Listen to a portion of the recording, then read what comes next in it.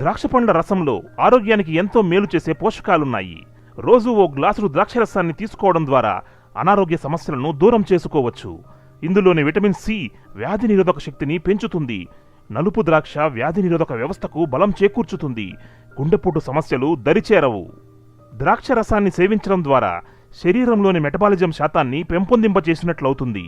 ఇంకా ఎరుపు ద్రాక్షలతో తయారయ్యే ద్రాక్షరసాన్ని తీసుకుంటే మెటబాలిజం అధిక రెట్లు పెరుగుతుంది.